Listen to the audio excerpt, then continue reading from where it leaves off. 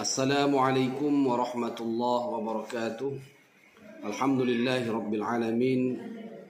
Wassalatu wassalamu ala ashrafil anbiya'i wal mursalin wa ala alihi wa sahbihi ajma'in. Amma ba'd. Ikhwati fillah rahimakumullah. Semoga kita semua dalam keadaan sehat walafiat dan senantiasa dalam lindungan Allah Subhanahu wa taala. Kita melanjutkan bedah buku Fikih Ruqyah. Kali ini kita masuk kepada rukun ruqyah yang kedua, yaitu marqi.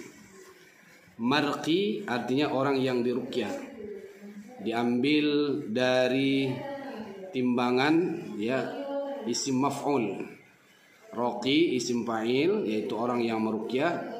Sedangkan marqi adalah isim maf'ul, yaitu orang yang diruqyah. Nah, orang yang diruqyah ini dalam bahasa kita sehari-hari bisa disebut pasien, orang yang sakit, atau orang yang punya masalah. Intinya adalah orang yang diruqyah ini adalah orang yang memiliki masalah. Nah, marqi juga bisa berbentuk benda mati, seperti rumah. Rumah adalah objek yang diruqyah, maka dia disebut juga marqi. Kemudian benda-benda lain atau mungkin makhluk seperti hewan, itu juga bisa diruqyah, maka disebut dia marqi. Adapun secara khusus dalam pembicaraan kita kali ini, marqi yang dimaksud adalah orang yang diruqyah.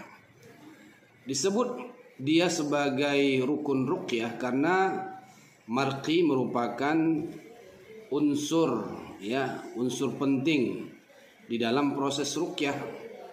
Karena tidak mungkin seorang meruqyah kalau tidak ada sesuatu yang diruqyah. Maka marqi ini adalah objek yang penting yang tidak bisa dilepaskan atau tidak bisa dihilangkan dalam praktek ruqyah. Nah, terkait dengan marqi ini ada syarat-syarat yang mesti dipenuhi oleh seorang marqi, oleh seorang pasien atau orang yang bermasalah yang ingin masalahnya diatasi dengan ruqyah. Jadi syarat-syarat ini lebih kepada bagaimana seseorang mendapatkan hasil maksimal dari proses ruqyah yang dijalaninya. Bukan syarat dalam artian boleh atau tidaknya seorang diruqyah. Karena pada hakikatnya siapapun dan apapun bisa diruqyah. Bahkan orang-orang yang non muslim pun bisa diruqyah. Jadi syarat yang dimaksud di sini adalah syarat untuk mendapatkan hasil maksimal. Jadi bukan syarat yang menentukan pasien boleh diruqyah atau tidak. Nah, syarat ini tentu menjadi hal yang paling penting untuk mendapatkan kesembuhan kalau yang dikeluhkan adalah penyakit, atau mendapatkan solusi atau jalan keluar kalau berupa masalah yang dihadapi. Syarat yang pertama adalah seorang pasien atau seorang marqi mesti memiliki atau menanamkan komitmen dirinya dengan Islam. Dia harus memiliki komitmen terhadap Islam. Artinya ruqyah ini tidak seperti pengobatan lain yang tidak perlu kita menanamkan komitmen kita kepada Islam, seperti berobat ke dokter, atau ke tukang pijat, yang mana di sana mereka tidak memperdulikan apakah seorang itu komitmen terhadap Islam atau tidak. Nah, dalam ruqyah ini antara komitmen terhadap Islam untuk melaksanakan ajaran Islam dengan hasil yang diinginkan itu sangat perlu dilakukan. Kenapa? Karena ada kaitan. ada hubungannya, ya. Karena yang kita lakukan dalam ruqyah adalah membacakan ayat-ayat Quran. Sementara perintah Allah Subhanahu wa taala dalam Al-Quran kemudian tidak kita lakukan, maka itu sangat bertentangan. Jadi oleh karena itu komitmen dengan Islam ini ya mencakup aspek akidah. Dan tentu ini yang paling urgen di dalam proses ruqyah. Kalau seseorang marqi atau pasien tidak komitmen ya untuk menegakkan akidah yang benar, untuk menghilangkan ya kesyirikan, masih mempercayai hal-hal yang bertentangan dengan akidah, maka jangan diharap masalahnya akan selesai. Maka oleh karena itu biasa di dalam praktek ruqyah, sebelum menjalankan terapi ruqyah, kita akan bertanya kepada pasien tentang apakah dia punya jimat, punya pegangan dan sebagainya.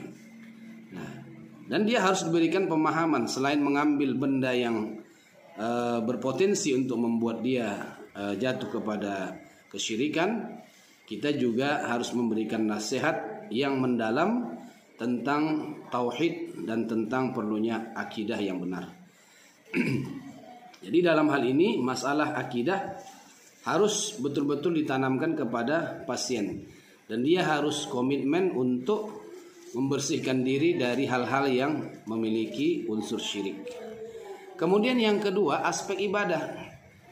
Tidak ada gunanya kita meruqyah seorang pasien, seorang marqi, kalau dia tidak komitmen untuk memperbaiki diri, untuk memperbaiki ibadah. Ya, kalaupun dia diruqyah berkali-kali, tapi tidak sholat, tidak mau melaksanakan ibadah kepada Allah, tentu manfaat dari ruqyah itu tidak akan berhasil, tidak akan didapatkan. Nah, jadi sholat ini misalnya ya, sholat sebagai ibaduddin, tiang agama, ini juga merupakan hal yang paling utama yang harus ditanyakan saat kita meruqyah pasien. Seorang peruqyah mesti mengingatkan kepada pasiennya tentang sholat, dan harus ditanyakan bagaimana kondisi sholatnya, ya. Karena sholat ini merupakan hal yang paling penting, bahkan sangat berpengaruh terhadap sembuh atau tidaknya seorang pasien dari penyakitnya. Ibnu Qayyim di dalam satu ungkapannya di dalam kitab At-Tibbun Nabawi, beliau mengatakan sesungguhnya sholat itu mendatangkan rezeki.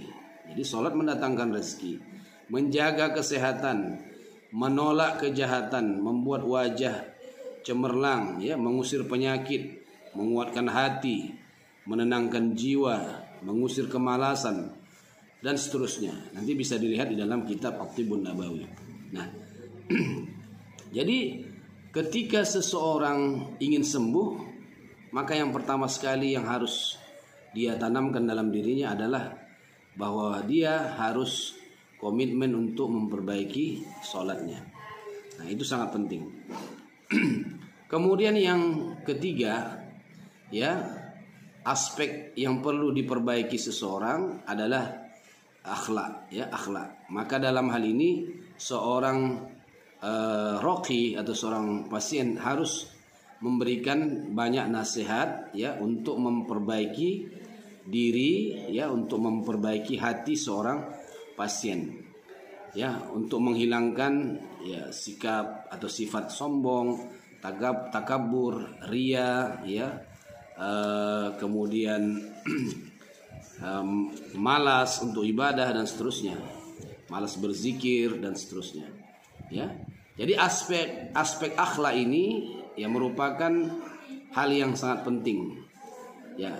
Setelah seseorang marqi di ruqyah atau menjalani terapi ruqyah, kita berharap dalam kehidupannya terjadi perubahan. Karena akhlak ini adalah gambaran nyata dari iman dan ibadah seseorang, dari akidah dan ibadah seseorang. Akidah, ya, itu merupakan keyakinan yang harus dimunculkan melalui perkataan dan perbuatan. Jadi akhlak itu, akhlak yang baik tentunya akan muncul, akan terlihat ya pada ucapan dan perilaku seseorang. Jadi kalau seseorang mau sembuh, mau selesai dari masalah yang dia hadapi, mau keluar dari problema hidup yang menimpanya, maka perbaiki akhlak. Ya, akhlak ini mencakup akhlak lisan, ucapan, kemudian hati, dan kemudian perbuatan. Kemudian yang kedua, syarat ingin mendapatkan hasil maksimal dari ruqyah yang harus dimiliki oleh seorang marqi atau pasien adalah niat baik. Nah, niat baik ini ya, ketika dia hendak diruqyah, kita harus menanyakan ya, harus meluruskan kembali niat kalau ternyata yang bersangkutan tidak memiliki niat yang baik ya. Nah, dalam hal ini tentu niat yang baik ini maksudnya adalah pertama kerelaan. Ya, ini biasanya ketika seseorang dipaksa atau disuruh oleh keluarganya atau pasangan hidupnya untuk diruqyah. Nah, kadang ada orang yang diruqyah itu pasrah. Artinya bukan berarti kemudian dengan kerelaan itu sudah cukup, tidak. Kadang ada orang ketika disuruh ruqyah dia pasrah tapi tidak meyakini ruqyah itu sebagai obat. Nah, itu nanti pada syarat yang ketiga itu akan dijelaskan ya. Jadi tidak ada perasaan dirinya dipaksa ya. Ya, kemudian yang kedua, makna dari niat baik itu adalah ikhlas. Ya, ikhlas ini merupakan inti daripada niat. Nah, seseorang akan mendapatkan apa yang dia niatkan. Likulli imri'in ma nawa. Bagi setiap orang mendapatkan apa yang dia niatkan. Jadi harus betul-betul dalam hal ini apa niat seseorang itu untuk diruqyah. Nah, kemudian ada kesengajaan ya. Jadi ridho atau rela, kemudian ikhlas, kemudian ada qasad, ada niat ya, niat kesengajaan untuk diruqyah. Nah, dalam hal ini ada ungkapan Imam Asy-Syaukani yang perlu direnungkan oleh setiap orang yang ingin diruqyah. Kata beliau ya, berobat melalui doa disertai dengan penyerahan diri kepada Allah lebih bermanfaat dan lebih efektif daripada berobat dengan menggunakan obat-obatan. Akan tetapi manfaat itu hanya akan terjadi dengan dua syarat. Ya. Berobat dengan doa akan mendatangkan hasil jika memenuhi dua syarat. Salah satunya dari orang yang sakit. Jadi syarat itu ada dua. Salah satu syarat itu harus ada pada diri orang yang sakit. Apa itu? Niat. Ya, qasad yang benar kata Imam Asy-Syaukani. Sedangkan satunya lagi dari penerapi. Dalam bahasa beliau al-mudawi, orang yang mengobati. Apa itu? Ketergantungan hatinya pada Allah dan kekuatan takwa serta tawakalnya kepada Allah. Itu mesti ada pada diri seorang peruqyah. Adapun dari orang yang diruqyah atau marqi, dia mesti ya ada qasad, ada niat untuk sengaja ya berobat dengan ruqyah. Ya, dalam hal ini di antara isi ruqyah itulah doa. Nah, jadi oleh karena itu tidaklah akan mendapatkan hasil yang maksimal orang-orang yang tidak memiliki niat sama sekali saat diruqyah. Nah, terkait dengan keikhlasan, kerelaan dan kesengajaan ini adalah meyakini Al-Quran sebagai syifa. Nah, ada orang diruqyah, dia mau diruqyah, tapi dia tidak yakin bahwa ruqyah itu adalah obat, bahwa Al-Quran itu adalah syifa. Maka syarat yang ketiga yang perlu ditanamkan kepada seorang marqi adalah meyakini Al-Quran sebagai syifa. Ya, meyakini Al-Quran sebagai syifa. Karena kalau dia tidak yakin, maka tidak akan memberikan hasil yang maksimal. Wa nunazzilu minal Qur'an ma huwa syifaa'un wa rahmatun lil mu'minin. Jadi di sini ada disebutkan bahwa Al-Quran itu diturunkan Allah sebagai syifa dan rahmat bagi siapa? Lil mu'minin, bagi orang yang percaya, bagi orang yang beriman, membenarkan, percaya bahwa Al-Quran itu adalah syifa. Jadi kalau dia tidak meyakini Al-Quran sebagai syifa, maka dia tidak akan mendapatkan hasil yang maksimal. Jadi seorang peruqyah mesti selalu mengingatkan kepada pasien yang datang untuk terapi ruqyah agar menanamkan keyakinan dan kepercayaan terhadap Al-Quran sebagai obat. Nah, ini harus diingatkan selalu. Syekh Abdullah As-Sadhan mengatakan dalam bukunya Al-Aslu fit Tadawi huwa an yakuna bil Quran.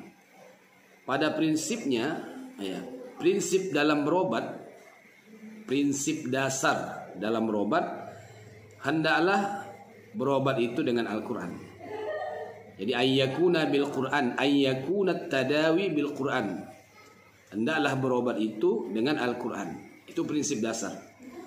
Thumma, baru kemudian, ya, setelah kita melakukan ruqyah dengan Al-Quran, thumma, kemudian kita bil asbabid dawaiyah, baru kemudian kita melakukan asbab dawa, sebab-sebab obat, sebab kesembuhan melalui obat. Ya, hatta fil amrad al-udwiyah, bahkan dalam mengatasi penyakit-penyakit fisik. Jadi prinsip dasar dalam berobat melalui Al-Quran itu bukan hanya untuk gangguan jin, tapi juga fil amrad al-udwiyah, pada penyakit-penyakit yang bersifat fisik.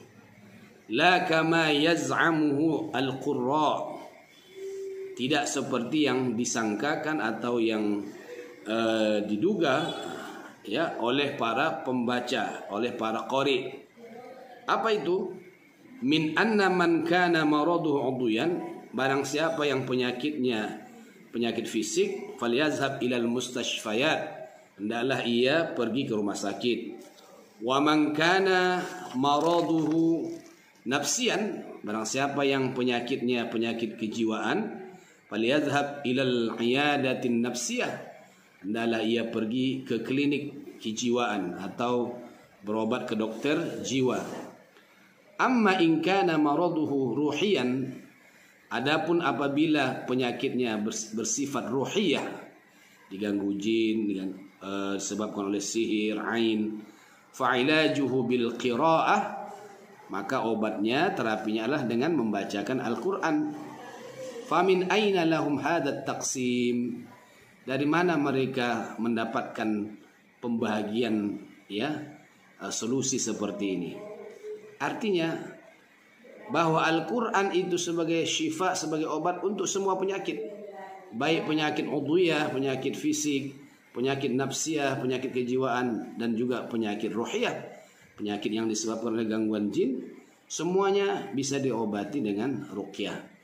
Jadi tidak dipisah-pisah seperti itu. Kalau penyakit fisik ke rumah sakit, kalau penyakit jiwa ke dokter jiwa, kalau penyakit gangguan jin baru ruqyah, tidak.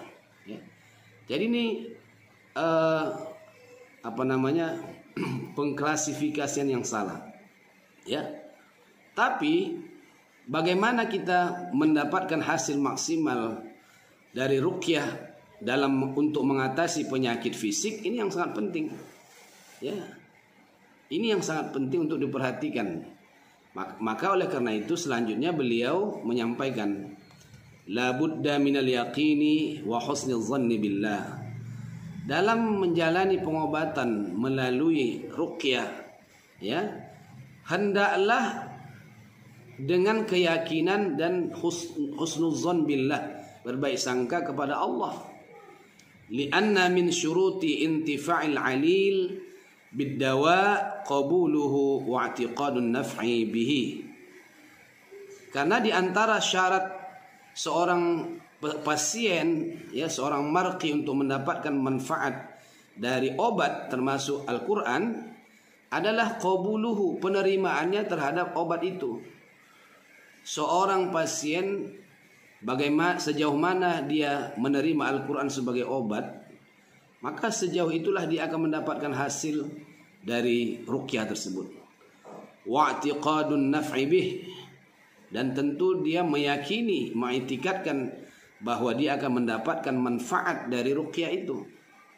Nah, jangan sekali-kali ya kita hanya melakukan uji coba terhadap ruqyah. Artinya seseorang yang datang untuk diruqyah hanya coba-coba, ya, bukan berdasarkan keyakinannya bahwa ruqyah adalah syifa. Maka beliau mengatakan wala yujarrabu kalamullah. Jangan sampai kalamullah itu dijadikan sebagai uji coba. Al-Quran sudah menyebutkan bahwa Al-Quran itu adalah syifa, obat. Tidak mungkin ya Allah berdusta. Ya, maka apa dasar kita mengatakan bahwa masih diragukan Al-Quran itu sebagai syifa? Ya, jangan dijadikan sebagai uji coba. Kalau sembuh ya sembuh, kalau tidak ya tidak. Nah, dari niat seperti itu saja sudah ya menjauhkan kita dari Al-Quran. Nah, jadi wala yujarrabu kalamullah, jangan sampai kalamullah itu dijadikan uji coba. Lianna hadza khalalun fil i'tiqadi, karena ini sesuatu yang merusak dalam keyakinan. Ikhwati fillah rahimakumullah, ya. Jadi syarat yang ketiga, seorang marqi harus benar-benar meyakini bahwa Al-Quran itu adalah syifa, adalah obat. Bukan untuk dilakukan sebagai uji coba, ya. Bukan kemudian dianggap sebagai obat biasa yang kadang bisa menyembuhkan, yang kadang tidak. Kalaupun terjadi kegagalan ya dalam proses pengobatan itu, tidak mendapatkan hasil yang maksimal, itu bukan kesalahan pada ruqyahnya, tetapi pada kesalahan mungkin pada peruqyah atau mungkin juga pada marqi, orang yang diruqyah. Maka oleh sebab itu pihak peruqyah, raqi, dan pihak marqi, orang yang diruqyah, betul-betul menjaga semua syarat-syarat yang sudah disebutkan.